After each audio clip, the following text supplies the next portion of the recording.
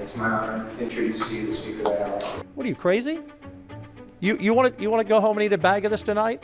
See if you're here tomorrow? Old people, veterans, sick people, regular people who need help for sleep are all going to become criminals. That's why we have committee hearings. Yes. At Have you considered 3 in the morning. School choice is now the law of the great state of Texas.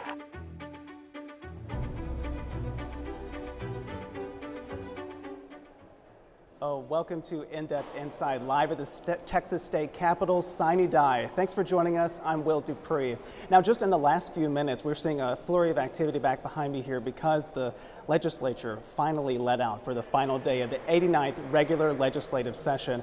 Now, over this next hour, we're going to talk through some of the consequential legislation that passed by these lawmakers, and also talk about the potential impact that's going to have for the future here in Texas.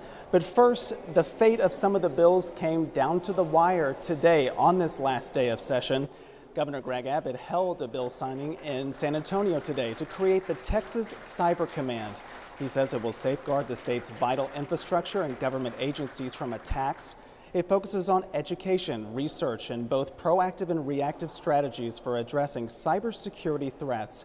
Resources will be available for state agencies, local governments, and private companies that house critical infrastructure that enter into contracts with the command. Now, several bills remain on the governor's desk awaiting his signature. That includes an expansion for legal uses of some cannabis through the state's compassionate use program. Right now, there are 3 cannabis providers in the program. This legislation will boost that number to 15. It would also make patients with chronic pain eligible for the program. Also on the governor's desk, a bill that requires sheriffs to partner with federal authorities to enforce immigration laws. Supporters say it will keep Texans safe while aligning the state with the Trump administration's strict immigration enforcement. Opponents argue it could lead to overcrowding in jails as well as other effects. Now, Senate Bill 12 also awaits the governor's signature. If it's signed, it will ban diversity, equity, and inclusion efforts from Texas public schools.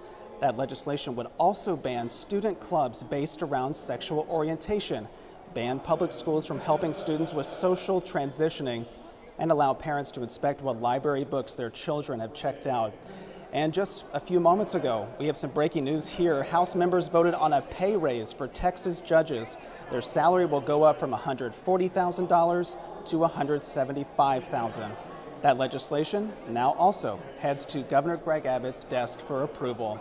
Now, one of the governor's main priorities this session already became state law. Texas will now invest $1 billion to start offering private school subsidies to Texas families. We're going to look ahead now to how the state will implement that program and the challenges that may come with that. And we are joined here at the Capitol by KXAN investigative reporter Kelly Wiley, who has followed this legislation that's now become law very closely. Kelly, welcome in. Thanks for being with us. Thanks for having me. What a momentous session it has been for sure, so we're glad to have you. Now, this law will create education savings accounts for some families to use. Right. Let's begin by talking about how much they could get through this program.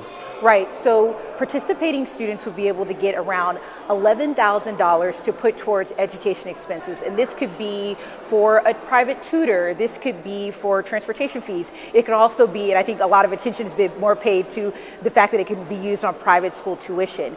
Now, students who apply for this program can get up to $30,000 if they have a disability and they have an individualized education program or evaluation to show that they have a disability. They can be eligible for that up to $30,000. So that's about how much money students can expect to get through this program. I think a big question for people that they might have right now is, yes, this has become state law, but who is going to administer that money? I believe it's the Texas Comptroller's Office, but can you talk about what that might involve too?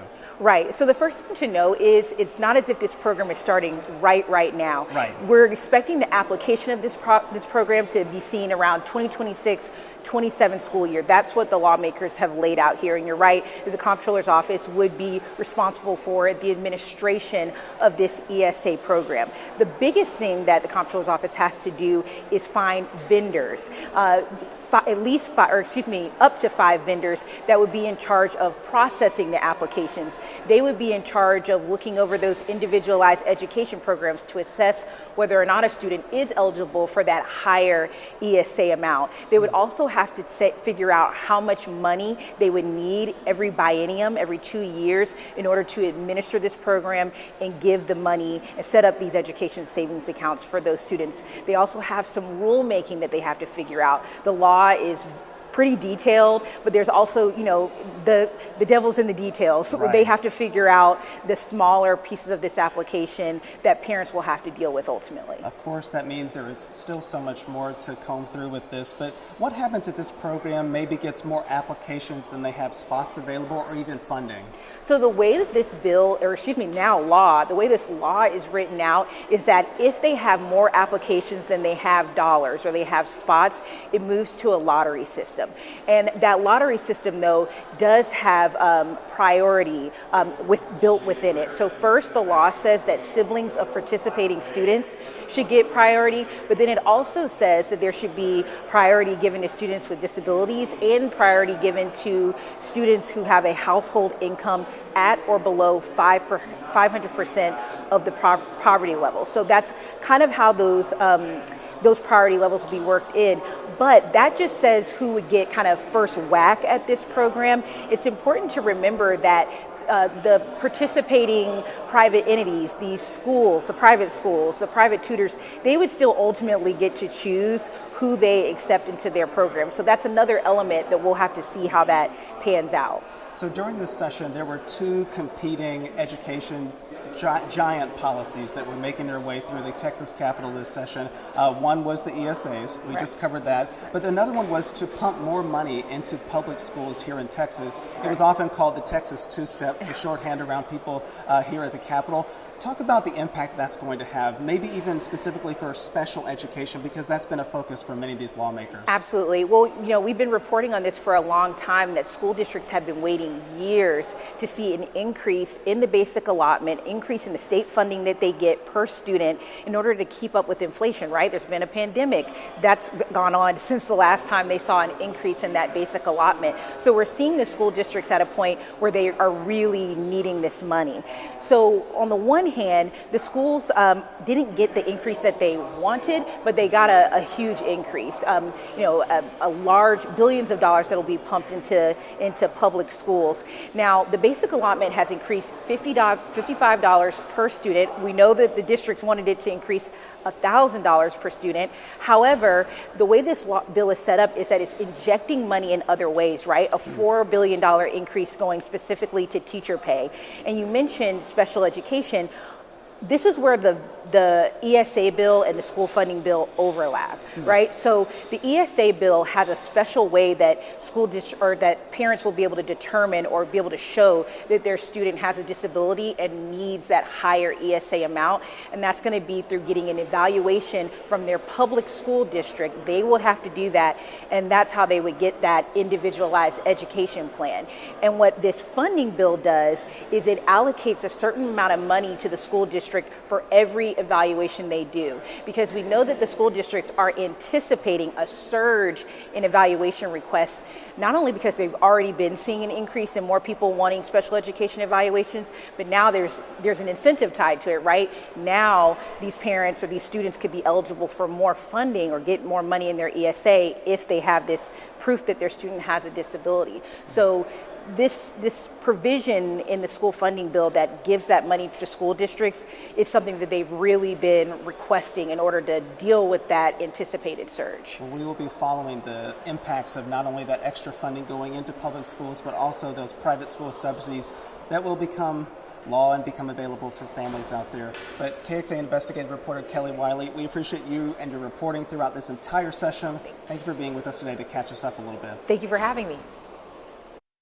One question that loomed throughout the legislative session was, could the Texas lottery cease to exist? It all started when a Houston Chronicle investigation revealed a group of wealthy investors spent $25 million to buy lottery tickets, buying almost all of the possible number combinations. The process was done through courier services.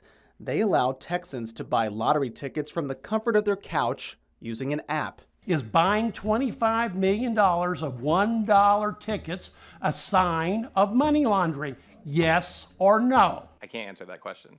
Wow.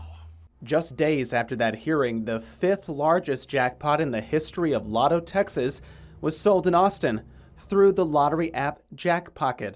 That caught the eye of Lieutenant Governor Dan Patrick.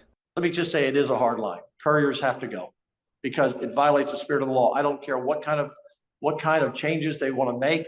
It does not solve the issue. The way the lottery was established was to buy cash tickets. The Lieutenant Governor even made a stop at the Austin-based retail store Winner's Corner, where that ticket was sold. That store is owned and operated by Jackpocket. After a Texas Lottery Commissioner resignation, a Texas Rangers investigation into recent wins, the Lottery Commission announced a ban on courier services. Users of the app expressed frustration. It comes in handy for people, like I said, with disabilities or those who just don't want to go to the store. Jackpocket CEO Peter Sullivan on the Senate floor trying to see if he can successfully bring his app back in Texas. That's why people are playing the lottery. They have a dream, they want to be able to play, and what we do is help facilitate that. And we've been doing it transparently for many years with the lottery's knowledge. A bill is now on the governor's desk that would keep the ban on couriers in place. It would also end the Texas Lottery Commission, moving oversight of the Texas Lottery and Charity Bingo to the Texas Department of Licensing and Regulation. Moving forward, Texas school districts will have to train alongside law enforcement agencies as part of a new statewide protocol to handle active shooting situations. That is if the governor signs a sweeping bill into law known as the Uvalde Strong Act. Both chambers passed it this session 3 years after the school shooting in Uvalde left 19 children and 2 teachers dead. Joining us this afternoon is Republican State Representative Don McLaughlin, who is the author and introduced House Bill 33 this session. He also served as Uvalde's mayor at the time of the shooting at Robb Elementary. Representative, welcome in. Thanks for being with us. Well, thank you for having me. I appreciate it. I want to get to the Uvalde Strong Act in just a moment, but you're wrapping up your very first session here in the chamber. How are you feeling about how everything ended today? You know, I think it was good. I think we had a really good session. You know, did we please everybody? Probably not, but I think we got a lot of good things done for the state of Texas in this session. And I want to ask you about something that's passed both chambers now and is awaiting the governor's signature. That's the Uvalde Strong Act. House member and Speaker Dustin Burrows named this as a priority this session, and it's now just one step away from becoming state law. How meaningful is that to you? It's very meaningful. I'm ecstatic over it, but at the same token, I'm sad that we had to pass a law like this. You know, that required that to protect our schools the way we need to. What would you say about how this would address some of the failures during that day 3 years ago? Well, what I see in this bill more than anything is if an agency shows up, all these agencies have been training together, are supposed to be meeting together now. So if the first agency on the scene does nothing, the second agency immediately knows what to do. That we won't have that chaos and that indecision that we saw that day at Uvalde. What communication have you had with the governor's office? Is it likely that he's going to sign this into law? I saw the governor one day. He said it's an exciting piece of legislature. He led me to believe that yes, it will be signed and passed. Okay, I know you'll be watching that very closely for sure. Yes, sir, very closely. Well, the families there in Uvalde, some of them who have lost children in this, I know that when you and I spoke just maybe a few months ago, you said you had not consulted with them about this particular legislation, but what would you hope they take away from this? Well, we can't bring back their children. I wish we could. I wish we could turn the clock back and bring them back. But one of the things that they had mentioned in meetings that I had was communication with the officers, training with the officers, accountability with the officers. This bill will give them that in the future. I mean, I can't bring their children back. I can't change that. But no, going forward, if an agency fails to come to these trainings, doesn't do it, and something like this happens, they'll be able to hold those people accountable. Now, I was looking over all the bills that have been sent to the governor's desk at this point, and what I saw is that at least 6 bills that you helped bring forward are now awaiting his signature. What more would you like to highlight over these last 140 days? I'm sure there is plenty, but what else would you like to share about the work that you did? You know, I think we did a lot of good things for the people of Texas. I mean, I had some bills that didn't get to the finish line, but they will address the economically depressed areas in my district along the border, as far as for water and sewer that still don't have running water and sewer. So, but we've sat down with the water board, and with that bill they knew was coming, we've been able to sit down with them. So I know that it will get addressed in the meantime. I would like to have seen us address truancy. I think that's still a big problem that we have in our schools. But overall, like I said, I mean, I'm ecstatic over getting the judges their pay raise today. I mean, it's been a long time coming for them. And that was the last thing you all addressed today. The last thing we addressed about 15, 20 minutes ago. Wow. So, I mean, I think we did a lot of good things in here. I mean, we got some bail reform coming that needs to be done and so forth. So we've got a water board coming, because water is going to be, none of us think about water till we need it. Right. And it's going to be huge, and we're going to take the step now to start bringing that.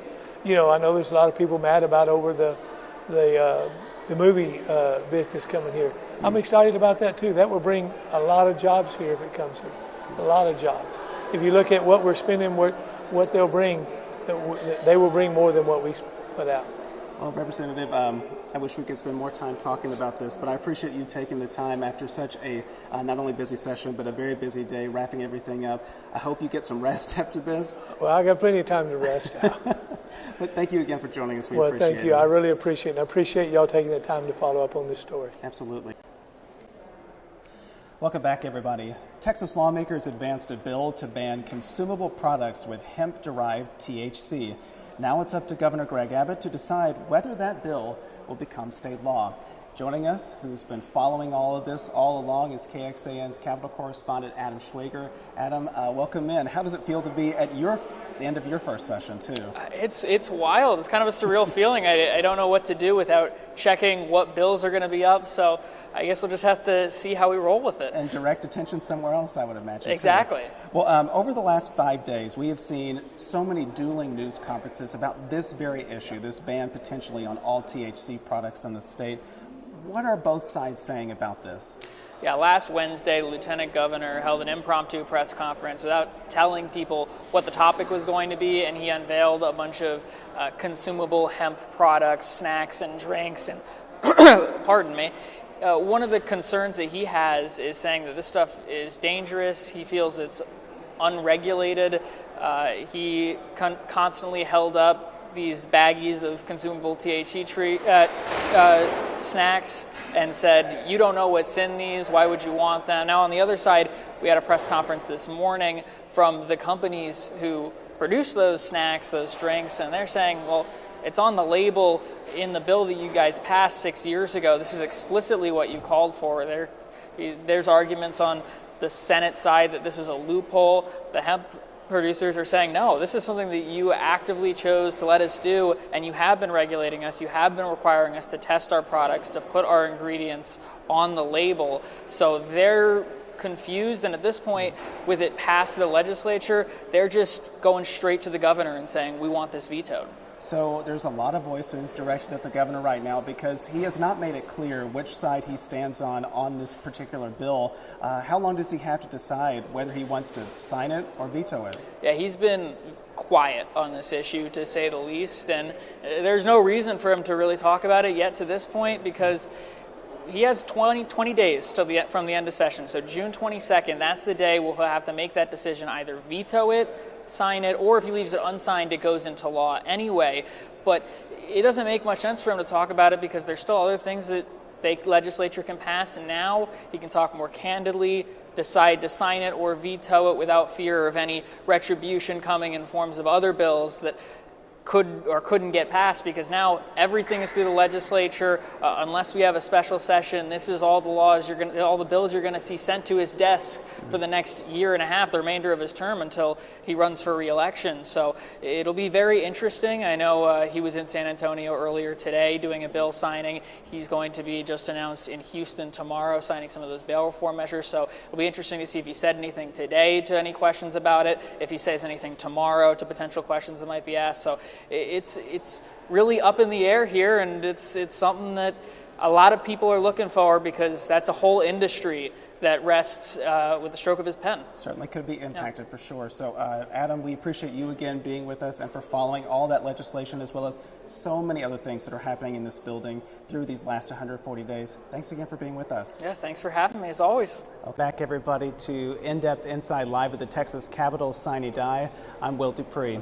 All session long, KXAN's evening anchor Daniel Marine has reported on the context behind some of the decisions made here.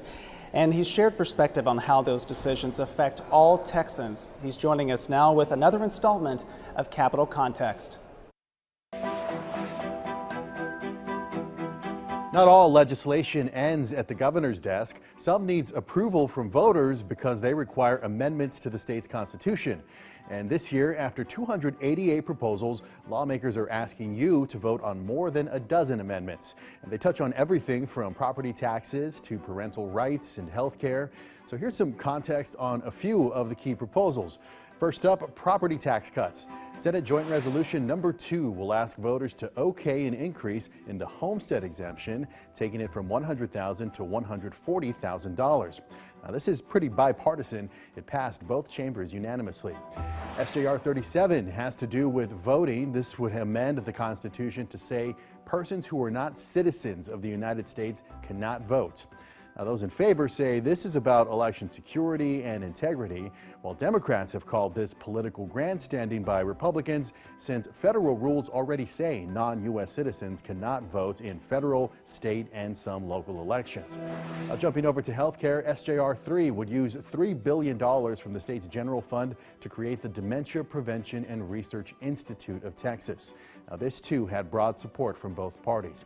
SJR 34 has to do with parental rights. It basically codifies what the U.S. Constitution already says into the state constitution, giving parents the right to make decisions for their children. While parental rights has been a hot-button issue at the Capitol when it comes to other legislation, including education and even vaccine exemptions, this proposal itself is not very controversial, with strong bipartisan support. And just so you know, passing proposed constitutional amendments and sending them to voters is a little tougher than just getting a simple majority of lawmakers. 2/3 of each house need to sign off on these. And in case you're wondering, according to Ballotpedia, since the state constitution was adopted in 1876, Texans have been called to vote on 711 ballot measures. 530 have passed, 181 were defeated. You'll see the current batch of proposals on your ballot this November. And we've always got more Capitol context for you at KXAN.com. Just check under the News tab.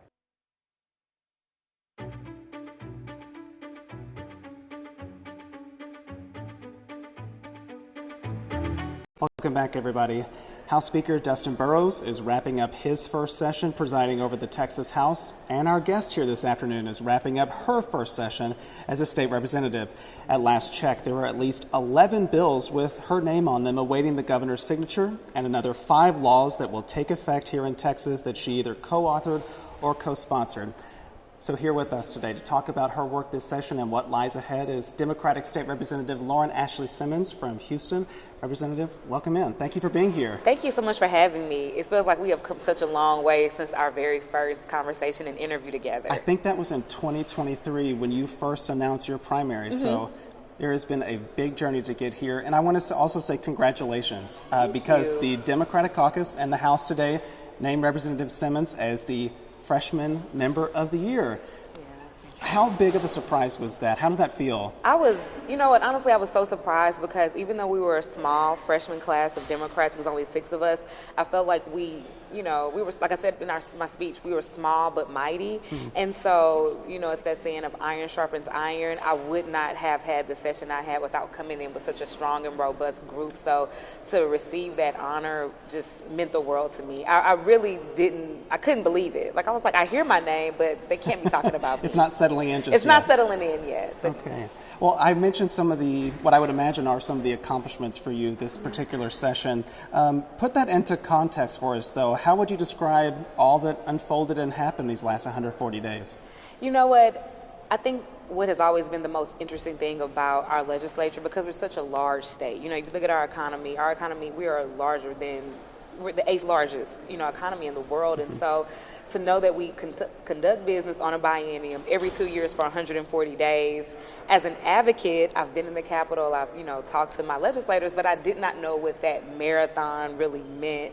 And so being able to see how much work we're able to do, all the things that we're able to do for not just our individual districts that we represent, but for the millions of people in this state, it's such an honor. It's a heavy task. It's a heavy lift. I am exhausted. I'm doing my best not to ramble right now because I'm so tired, but it really, means a lot. And I think when you're on the campaign trail, especially for me as a first-time candidate and legislator, I could not conceptualize what it meant to sit in that chair, press that button, but I'm excited about the progress, some of the progress that we've made. Now, as a member of the minority party here in this building, it does seem notable that you were able to pass some of that legislation through a Republican-controlled chambers on both sides of the Capitol. I really want to talk to you about one that's awaiting the governor's signature, and that's House Bill 107. This would create a sickle cell disease registry here in Texas. I know that this is something very personal to you. So can you talk a little bit more about what inspired that legislation to bring that forward? Absolutely. So I have to, first give, reverence to Representative Jarvis Johnson and Senator Boris Miles, who brought that bill forward last session and cleared the hurdles of both the House and the Senate, and it was vetoed on the governor's desk. And so my daughter has sickle cell disease. That was a bill I watched very closely. I was in tears when it did not become law, but I had no idea that I would be in the legislature and I would be that person that was able to bring that bill back. And so, from sitting at home crying with my daughter about it, fast forward to now, and not only, just every step of the way, it got a low bill number. It was a speaker priority. It is sitting on the governor's desk, and you really gain a lot of respect for the process when you see just how many ways a bill can die. I was joking with one of my colleagues, and I said, I thought that concurrence part was just largely ceremonial and just procedural, but people were calling points of orders at that point. And so just understanding that at any given point, it is so much easier for a bill to die than get passed. I'm really, proud of the work we did as a team. And it was a bipartisan effort, so I'm very excited, and I'm keeping my fingers crossed and knocking on wood, but I feel pretty confident that we'll be able to get that sickle cell registry established. Given that the governor vetoed that legislation in 2023, what would you like him to know about why this bill is needed? So, we did our due diligence in getting an understanding about why the bill was vetoed, and I won't, get into speculation about other issues, but we did, want to be intentional about addressing those concerns. And so while the bill language-wise is largely the same, we made sure that we address the concerns that came from the governor's office. And so we are very confident with those, updates to that bill, the work that Senator Miles did on his side, the work we did on our side, and really doing the job that we needed to do to explain the importance of this bill and why it's so significant, because we have so many people who are impacted by sickle cell disease in Texas, to be sure that we're doing the work that we can do. And I know that there's some action happening on the federal level. I think that will be complementary to us getting this registry done. So I'm, keeping my fingers crossed. Okay, we'll keep following that for sure. One more thing before I let you go. Today it was announced that the Texas Education Agency would extend its oversight of Houston ISD. That's in your district, and I know you've been a vocal opponent of that state takeover. What would you like to say about hearing that this will be extended now until 2027? I'm extremely disappointed. It's really honestly put a damper on today for me, because I know that when I get home, I have so much work to do to continue to push back against what I still feel like was a sham of a process, was a takeover that has done, and we've seen it, it's done more harm than good. I remember when I had that video exchange go viral, and there were some people saying, well, you haven't given them a chance yet, let's just see how it plays out.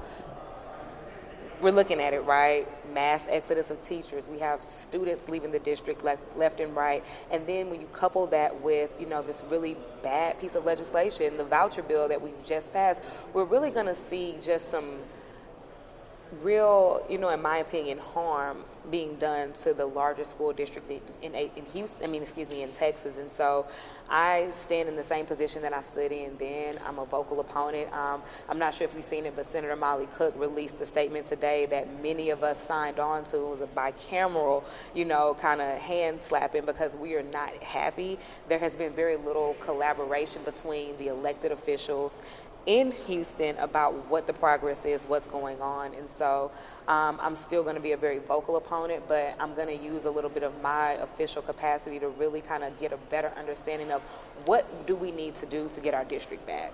Well, Representative Simmons, I appreciate you so much, not only addressing those different topics, but taking the time after such a long, not only session, but a week and a day. Well, yeah, so I'm going to send you on your way. I hope you get some rest, but thanks again for being with us. Thank you so much. I really appreciate it. I'm going to go party now. Bye. On the first day of the legislative session, something rare happened. The Republicans started the day split on who they wanted to see lead the House of Representatives. It's my honor to introduce to you the Speaker of the House. In the end, House members elected Dustin Burrows as Speaker, but the race against David Cook wasn't an easy one. Cook was nominated by the Republican caucus, but not all House Republicans supported him, leaving Burrows enough room to get the votes from Democrats who voiced their demands. All that stuff that is just there to generate hate, keep that to yourself. Tell us about wages. Tell us about housing. Tell us about medical costs. Republican leaders, including Attorney General Ken Paxton, told members to get in line and support Cook, even adding the threat of censures from the party. If you end up having multiple censorships on your record, the party has the right to tell you you cannot run as a Republican in the next cycle. After a second round of voting, Burrows finally took the seat amongst a crowd of Cook supporters. We the people see what he's doing, don't approve, and he needs to change his ways. Burrows faced tension even after the vote, with some Republicans questioning the efficiency and attendance of the House, leading to their first Saturday session and this moment. As House Speaker Dustin Burrows gavels in, The House will come to order. A quorum is not present. The House stands adjourned until 4 p.m. Monday. and out. This session lasting exactly 8.8 seconds. The following week, a Republican member called for Speaker Burrows to vacate his position. There must be consequences for unconstitutionally corrupt lawlessness. And Mr. Speaker, I change and I now move to vacate the chair.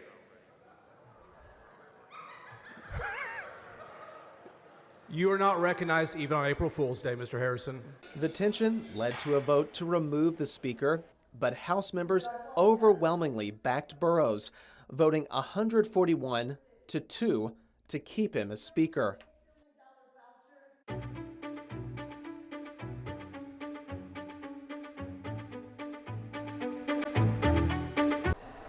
Thanks again for being with us here live at the Texas State Capitol. I'm Will Dupree.